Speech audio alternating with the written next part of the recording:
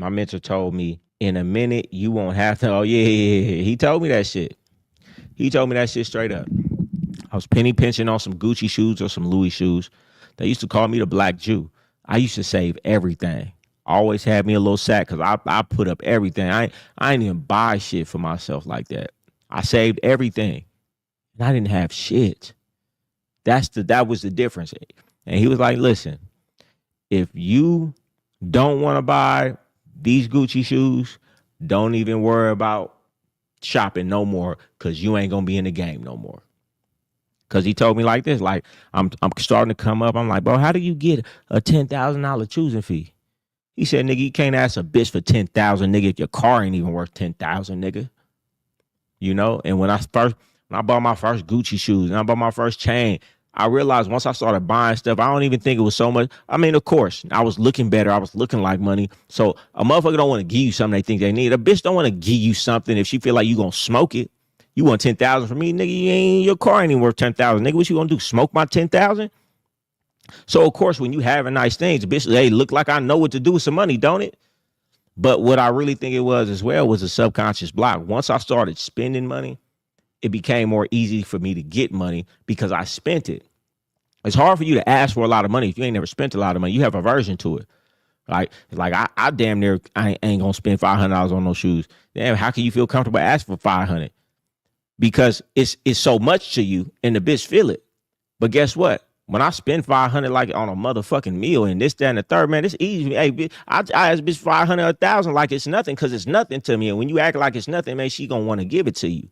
It's just like in sales. Like, if you a stingy person, you're never gonna be able to have a business. If it's hard for you to spend on a mentorship or it's hard for you to spend on products and things like that, and you always penny pinching, well, you're never going to be good in business because you're going to have that same aversion, that same mindset when you're trying to sell something. You're going to think the same way that you think. Why would they buy this? I spend money on this, that, the third, vacations, chains, glasses, this, that, and the third, because I want to spend money on it because I see value in it. I've spent money on big mentorships. So now when I ask money for big mentorships, because I've done it and I've seen the value in it, I recognize my value, so I'm asking for it. You know what I'm saying? But yeah, he was like, man, all right, you don't want to spend no money on them shoes, nigga. Don't worry about spending no money on no more shit because you ain't going to be in the game no more. And that changed my life and changed my paradigm. And I wish I started spending money sooner. He used to say, nigga, you got to stay shopping. You got to stay shopping. Man, one of the biggest things that a lot of women talk about me all the time, they like, oh, like when I seen you, I'm like, oh, you look good, but you dress really nice. Women like how I dress. You know what I'm saying? I don't be wearing, I do what I does, but I take a point in it. When I step outside, I want to look nice. Most of you dudes just put on whatever, not understanding what you trying to get. You got to make yourself the most attractive to whatever you trying to get.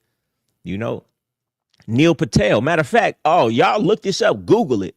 Neil Patel, I want to say 100 millionaire, billionaire, something like that. He said he invested like 500,000 in his wardrobe, was only buying Tom Ford suits, this, that, and the third. Don't quote me, but I know for a fact he said he spreadsheeted it out on Excel.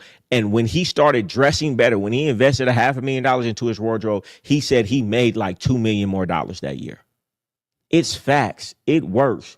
You motherfuckers want to act like, no, it ain't the clothes, it's the man in the then get the fuck out of here. I have two people standing here right now. One with a super custom Armani suit that's fit to the tailors, or a nigga with one of them big boxy suits that he got from motherfucking Ross. They both trying to sell you something. Who you gonna take? All right then. Who you think the bitch gonna take? All right then. That's all I'm saying. You niggas want to act like it don't matter. All right, nigga, more for me. More for me, because when you come up and you standing next to me, you can have better information than me. I'm going to get the bitch. I'm going to get the deal. I'm going to get the motherfuckers who want to take me out and go hang out with me because of how I put it on, because what I pulled up in. I'm not saying it's everything, but we ain't going to act like it's nothing. Even Napoleon Hill talks about spending on your wardrobe. Yeah, he says it. He says, man, and it's not so much you got to buy designer. It's not so much that. It's, oh, you have to take an appreciation in your appearance, because my appearance shows what I care about myself, and it shows to others what I care. It shows to others my value. And like Napoleon Hill says, the clothes not just have an effect on other people, but the biggest effect clothes have is on my own self and on my own mental. When you look in the mirror and you looking good, when you look in the mirror and you just got your fresh haircut, when you look in the mirror and you put that suit on, you walk different, you vibrate different, you have a different level of confidence. That's what it's about.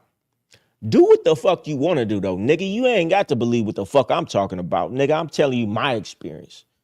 You want to dress like a fucking bum, nigga? Go ahead. Don't make no difference to me. Have y'all ever seen those videos on the street that they do on YouTube? They will go into like the slum districts in LA. I forget what it's called.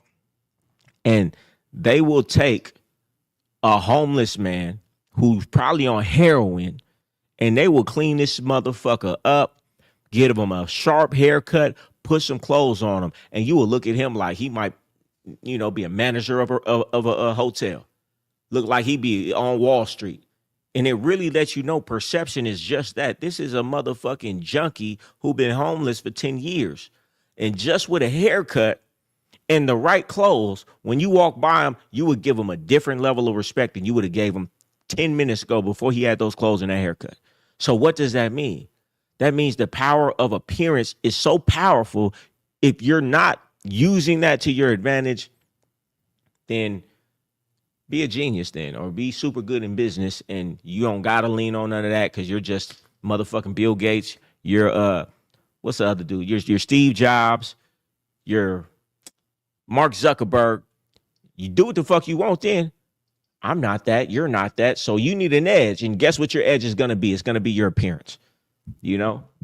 Or maybe you're one of those dudes, and but if you were, I don't think you'd be watching this. So you're probably not. So therefore, you need to put something into your appearance to give you a leg up.